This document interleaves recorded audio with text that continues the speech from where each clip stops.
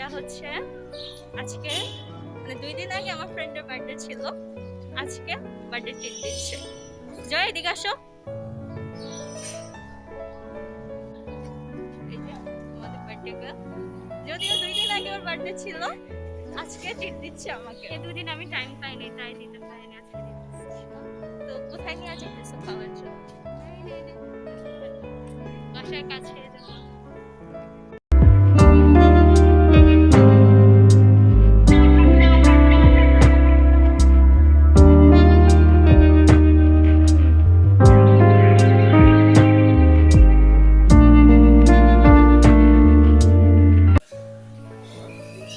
আমার ব্লগে এসে কেমন অনুভব?